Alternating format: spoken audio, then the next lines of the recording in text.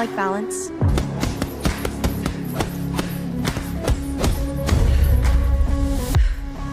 I like strength.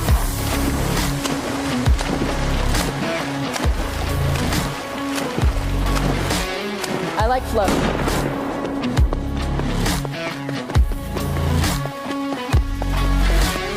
I like speed. ก็วันนี้มาชวนคุยกับไอ้เจ้าโมเดลตัวใหม่ที่เรียกว่า Seed Dance 2มันเรียกว่าเป็นโมเดลที่ของแท้หรือว่าแค่ขี้โม้ฮะลองมาดูกันก็หลักๆบนหน้าเว็บไซต์นี้ยังเป็น pre-release นะเขายังไม่เปิดเป็น public ให้ใช้หลักๆมันทำอะไรได้บ้างก็ดู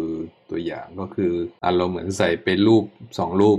กดเจนจากที่เขาเคลมเขาบอกว่ามันสามารถทำฉากแบบเนี้ยได้เลยโดยที่เราไม่ต้องไปอะไรมากมายเรียกว่าแค่เราใส่วัตถุดิบให้มันใส่เพลงใส่เสียงใส่ sound effect ใส่รูปภาพหรือใส่วิดีโอ reference นะฮะอะไรประมาณนี้มันก็จะเอาทุกอย่างมันยำรวมกันให้ประมาณนั้นก็อันนี้ก็ตัวอย่างมาบอกว่า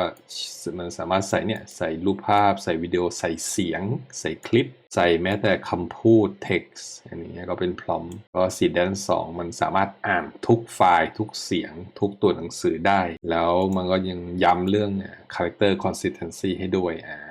ประมาณนั้นเพราะงั้นมันจะเอาวัตถุดิบจากซอสที่เราใส่เข้าไปหน้าตามจะเหมือนเดิมแล้วก็แต่ละเฟรมก็คือจากที่ดูตัวอย่างนะก็คือทุกๆเฟรมมันจะมีความเป็นสลับไปสลับเฟรมมาจากไปแมวแล้วกลับมาเป็นหมาคือหน้าตายังเหมือนเดิมอะไรก็คือแล้วความสมูทความธรรมชาติแอคชั่นอะไรเงี้ยให้เพื่อนๆลองสังเกตดูอันนี้ก็เป็นตัวอย่างหนึ่งที่เขาจะให้ดูเรื่องการปรับมุมกล้องนะให้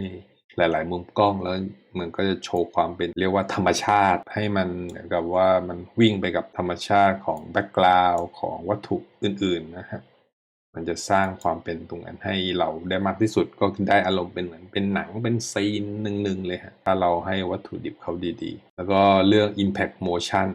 เดี๋ยวเพื่อนๆลองสังเกตดูว่าเรื่องฉากต่อสู้ฉากกระโดดฉากอะไรพวกนี้มันจะมีความเรียกว่า up level จาก AI ตัวอื่นๆฮะมีความเป็นช้าหรืออย่างเช่นฉากต่อสู้อย่างเงี้ยบางทีทำยากนะพวก AI มันยังมือเบี้ยวต้องสังเกตพวกมือพวกแขนพวกขาตรงเนี้ยไอ้นี้อยากให้สังเกตพวกฉากพวกนี้ส่วนใหญ่ AI มันจะมึนจะมั่วมี2มือ3มือบางทีมีตัวละครอื่นกระโดดเข้ามาอย่างที่เราไม่ได้บังคับอะไรเงี้ยก็ต้องสังเกตดีๆอันนี้ก็เป็นตัวอย่างอย่างเงี้ยไอ้ฉากเนี้ยถ้าเกิดเรียกว่าไม่ได้บอกว่าเป็น AI ก็คือแทบจะแยกไม่ออกตอนนี้เห็นไหมฮะฉากพวกนี้เพื่อนๆลองสังเกตอันนี้ก็เป็นแนวเกมโชว์นู่นนี่นั่นตัวละครหนึ่งเข้ามาตัวละครที่2ออกไป2ตัวเข้ามารวมกันก็ฉากยิมนาสติกเนี้ยก็เป็นอีกหนึ่งที่ AI หลายๆตัวทำไม่ได้ฮะให้สังเกตดีพวกแขนพวกขาอย่างเช่นคลิปเบรกแดนซ์นะฮะอะไรพวกนี้ก็คืออยากจะลองตรงนั้นด้วยถ้าเกิดมันปล่อยให้ใช้อันนี้ก็เป็นแนวฉากต่อสู้ฉากแบบให้มีความเป็นแอคชั่นมีความเป็นอะไรเงี้ยลองสังเกตหน้าตาสีหน้าความเป็น character consistency ก็อันนี้เป็นแนวโฆษณาตรงนี้เหมือนเขาจะมาโปรโมทเรื่องการทำโฆษณาด้วยเขาคงเข้ามาตีตลาดตรงนั้นให้คนที่ทำ AI โฆษณาก็คงใช้ได้นี่แนวยิมนาสติกอย่างเงี้ยยืนฉากต่อยเงี้ย AI ตัวอื่นมันจะไม่ค่อยมีฟิสิกส์ด้านร่างกายด้านเหงื่อด้านอะไรมากมายบางทีหรือฉากแบบเนี้ยพวกต่อยกระสอบทรายเมื่อกี้เนาะบางทีมันต่อยแห้งๆนี่ฉากวิ่งก็คือ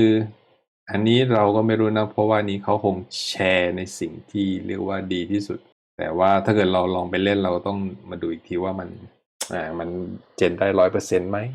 แต่ถ้าเกิดดูโดยรวมที่เขาโฆษณานะก็คือมันจะให้ character consistency การเคลื่อนที่ของตัวละครตัววัตถุเนี่ยหลายๆมุมกล้องโดยที่ยังไม่สูญเสียอะไรเงี้ยเนาะก็ถือว่าเป็นอะไรที่น่าใช้มากถ้าเกิดมันทำมาได้มาเอาออกมาให้เล่นแล้วที่สำคัญก็ใน Hickfield เขาก็มีเรียกว่าให้ใช้ด้วยก็ที่สำคัญช่วงนี้มันมีโปรโมชั่นด้วยถ้าเพื่อนอยากจะสอยอะไรเงี้ยฮะตอนนี้มันมีลด50%แต่ว่ามีบางช่วงนี้เขาลดแบบ 80% เลยส่วนไอ้ แพลนพวกนี้เราจะได้อะไรบ้างก็หลักๆนอกจากจะได้ Higg Field แล้วเราก็สามารถใช้พวกคลิง3อะไรพวกนี้ได้ด้วยแล้วก็ส่วนใหญ่มันจะให้unlimitพวกเจนรูปภาพทั้งปีอันนี้ก็คือเกินคุ้มแล้วได้นาโนบันนามาใช้ซีดดรีมซีดอะไรพวกนี้ก็คือ 4K unlimit ก็คือโคตรสุดยอดตรงนี้นะฮะถ้าเราลงทุนตรงนี้ก็อันนี้เพื่อนๆมาดูตัวอย่างเจ้าสีแดงที่ผมใช้ได้ตอนนี้นะก็คือมันมีจริงๆมันมีหลายโมเดลเห็นไหมฮะ Minimax Kling Open AI Google หวาน Glock Imagine ก็มาละตัวใหม่แต่มาดูในเจ้าของสีแดงนั่นเป็นของสีแดงนี่มันคือเป็นของก็เนาะสีแดงนี่เป็นของใครใช้ CapCut น่าจะรู้จักนะหรือไม่ก็คือ TikTok นั่นแหละก็คือเจ้าเดียวกันเป็นของบริษัท ByteDance นะฮะงั้นตรงนี้คือเรื่องการเทรน AI ของเขามีกำลังทรัพยากรในการทำตรงนี้ค่อนข้างสูงนะเพราะเขาก็เป็นบริษัทหนึ่งที่ใหญ่ในตลาดตรงนี้ก็ตอนนี้นะในสีแดงมันยังมีโมเดลอยู่ที่แค่ 1.5 นะก็เร็วๆนี้เดี๋ยวเขาคงเอามาใส่ 1.1 1.5 ตรงนี้ก็หลักๆ 1.5 ถ้าเพื่อนๆลองดูอันนี้คลิปที่ผมทำก็เพื่อนๆก็สังเกตดูว่าคลิปนี้ผมใส่ไปแค่1รูปรูปต้นฉบับเป็นรูปภาพแล้วใส่พร้อมเนี่ยวิธีใช้ง่ายๆก็ประมาณนี้ไม่ได้อะไรมากแล้วเราสามารถเจนได้ที่ตั้งแต่4วิถึง12วิก็ใช้เครดิตไปประมาณนึงอะไรเงี้ยซึ่งก็ตรงนี้ก็น่าใช้แล้วก็มันก็มีโหมดให้เราปรับนู่นนี่นั่นได้ด้วยบางทีอันนี้ก็เป็นแบบโหมด First Frame Last Frame ของโมเดลตัวนี้ก็สังเกตเรื่องcharacter consistency นะไอ้ตรงนี้เขาทำมาได้เรียกว่าค่อนข้างดีจะมีจังหวะบางเนี่ยอันนี้คือสิ่งหนึ่งที่ผมเอาไว้ทดสอบ AI นะฮะคือการทดสอบหมุนตัวหมุนตัวแล้วคอมันจะหักถ้าเพื่อนๆสังเกตตรงคอนะบางทีมันจะมีจังหวะแปลกๆตรงนี้ฮะอันนี้คือเป็นสิ่งที่ AI 1.5 ของสีแดงนี้มันยังมีอยู่บ้างนะฮะนี่ตัวอย่างนี้ชัดเลยเพื่อนๆลองดูเห็นไหมฮะจังหวะหมุนตัวแบบเนี้ยก็คือผมจะมีพร้อมไอเนี้ยเอาไว้ทดสอบตลอดเลยว่า AI ตัวไหนมันจะเจ๋งจริงที่จะสามารถหมุนตัวแล้วคอไม่หักซึ่ง 99% ที่ผมทดลองด้วยพร้อมเนี่ยคอหักเรียบ นี่ขนาดสีแดน1.5 Pro นะฮะตัวใหม่มันก็ยังมีบ้างแต่ก็ไม่มากอย่างตัวนี้ก็ยังโอเคเต้นได้อยู่พอไม่หักเท่าไหร่ก็มีจังหวะนิดนึงเนี่ยช่วงจังหวะแบบเนี่ยจังหวะเนี่ยมีอยู่จังหวะเดียวก็คือเราต้องเจนหลายรอบบางทีหรือถ้าเกิดจะใช้จริงๆเราก็ต้องตัดช่วงนี้ออกไปแต่อย่างจังหวะแบบเนี้ย ดูดิคออันนี้ก็คือเรียกว่าตึงเลย ติดหนึบอันนี้ก็คือก็คงใช้ไม่ได้ก็ต้องเจนใหม่สักรอบเลยก็เป็นอะไรที่น่าสนใจนอกจากนั้นในฮิกฟิลนี้เขาก็จะมีพวกเรียกว่าสำหรับใครที่ลงทุนเนาะลงทุนที่จะใช้บริการของเว็บแบบเนี้ยก็คือต้องจ่ายค่าบริการค่อนข้างแพงแต่มันจะได้อยู่ในสังคมของครีเอเตอร์เนี่ยซึ่งในตรงนี้ผมพาเพื่อนมาดูอย่างนี้เขาช่วงนี้เขายังมีการแข่งขันประกวดทำช็อตคลิปนู่นนี่นั่นก็ชิงเงินรางวัลกว่าเป็นแสนเลยแสนดอลลาร์เท่าไหร่ได้คูณ35ใช่ไหมก็เกือบแสนล้าน3 ล้านบาทเนี่ยใช่ไหมฮะถ้าเกิดคำนวณไม่ผิดนะเราคำนวณเล่นๆ calculator ก็เขาให้รางวัล150,000 เหรียญคูณ32ไหมประมาณก็เงินรางวัลที่1ประมาณ 4.8 ล้านบาทคือเนี่ยเขาจะมีการประกวดแบบนี้มาเรื่อยๆเพื่อนๆก็คือเราสามารถอย่างเช่นเราลงทุนไปประมาณปีหนึ่ง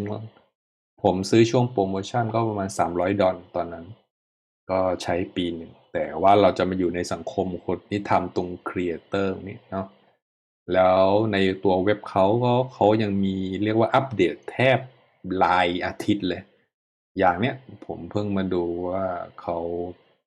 อย่างผมชอบเนี่ย Camera Studio ซึ่งตรงนี้เขามาช่วย เรียกว่าสร้างเครื่องมือในการทำวิดีโอให้เราได้ง่ายขึ้นเร็วขึ้นสะดวกขึ้นก็โดยรวมนะสีแดนมันก็เป็นอะไรที่เขาอัปเดตหลายๆอย่างเข้ามาพัฒนาโมเดลของเขาค่อนข้าง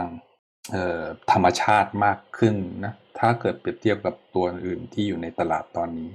แต่ว่านี้ก็อย่างที่บอกนี้มันไม่ใช่โมเดลฟรีนะเป็นโมเดลแบบต้องจ่ายค่าบริการก็เราสามารถใช้ได้ตามเว็บ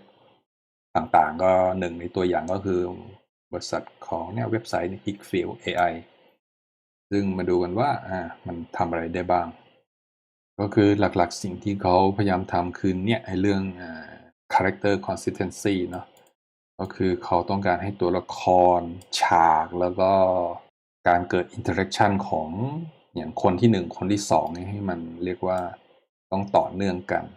แล้วก็เรื่อง camera movement ก็คือฉากหนึ่งบางทีเรานึกไม่ออกว่าเราจะเช่นบางคนไม่มีสกิลด้านทำหนังเนี้ย เราก็นึกไม่ออกว่าฉากแบบนี้ควรใช้ camera movement แบบไหนเนาะก็ในส่วนนี้ Seed Dance 2.0 เนี่ยเขาก็ทำเรียกว่ามาช่วยเหลือเราในจุดตรงนี้ได้ด้วยเรียกว่า pain point ของคนได้ด้วยเนาะใครคิดไม่ออกยังไงก็จับยัดเข้าไปเดี๋ยว AI มันช่วยจัดการให้เป็นซีนหรือ movement ที่ดีที่สุดอะไรเงี้ยประมาณนั้นแล้วก็เรื่องmotion stability ตรงนี้ก็เป็นอย่างหนึ่งที่ผมพยายามทดสอบซึ่งหลายๆตัวทำไม่ค่อยได้อย่างเช่น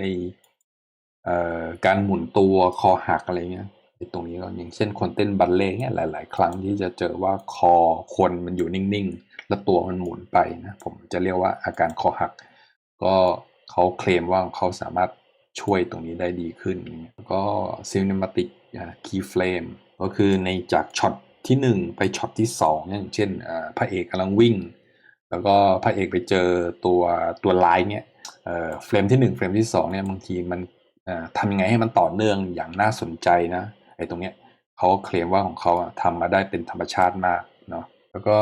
Seed Dance 2เนี่ยมันใช้ reference context ที่ค่อนข้างเยอะ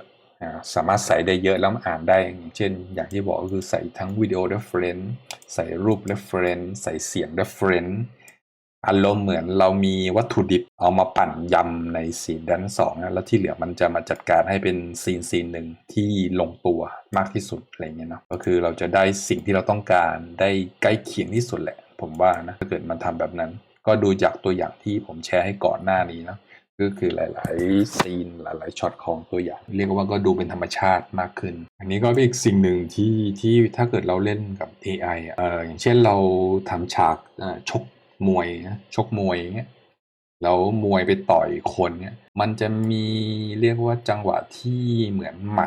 มัดกระทบเนื้อเนี่ยมันต้องมีความเป็นสั่นสะเทือนความเป็นเอฟเฟกต์ตรงนั้นนะซึ่งไอ้ตรงเนี้ยหลายๆ AI ยังทำได้ไม่ค่อยเรียกว่าทำไม่ได้เลยแหละก็มาดูกันว่าSeed Dance 2เนี่ยเขาสามารถมาแก้ไขมันได้ยังไงเนาะซึ่งของที่บอกเขาเคลมว่าของเขาทำได้ดีขึ้นในเรื่องการเคลื่อนที่ของไมโครช็อตมาโครช็อตอะไรพวกนี้เนาะก็เรื่องอันนี้ก็เรื่อง camera movement character consistency อะไรกับ behavior ของซีนแต่ละเลเวลเขาก็จะเน้นย้ำตรงนั้นด้วยก็น่าสนใจแหละถ้าเกิดมันมาปล่อยให้เราเล่นเมื่อไหร่เราคงได้เห็นการมาของ AI ตัวนี้ชื่อว่า Seed Dance 2นะก็รอชมว่าเวลามันปล่อยมาให้ใช้แล้วเป็นยังไงเนาะก็ตอนนี้เราก็สามารถดูได้จากครีเอเตอร์ที่เขาเข้าถึงกับ pre release ของ Seed Dance 2จริงๆเราสามารถเข้าไปเล่นได้แหละแต่ต้องมีเบอร์โทรศัพท์ของคนจีน นะถ้าใครมีก็สามารถเข้าไปเล่นได้เลยที่จริงก็นะถ้าเกิดมันปล่อยมาให้ใช้วันไหนเดี๋ยวผมจะมาทดลองให้เพื่อนๆดูอีกทีนะครับก็อย่างที่บอกเป็นอะไรที่น่าทดลองตัวนี้สิ่งที่ผมอยากทดลองก็คือเรื่องอาการคอหักนี่แหละมันจะแก้ได้ไหมเนาะก็มาดูกัน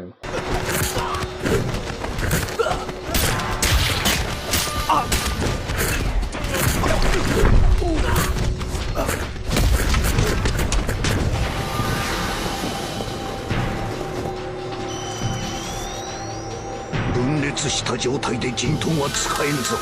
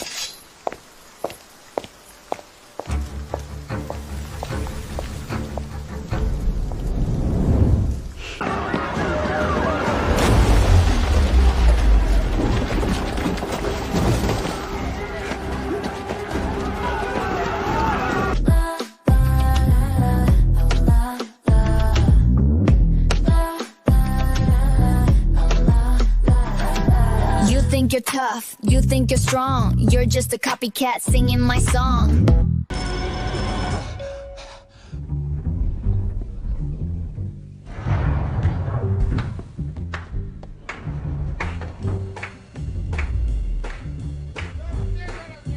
ก็เอาไว้เจอกันคราวหน้านะครับ ก็รีวิวประมาณนี้นะครับ สวัสดีครับ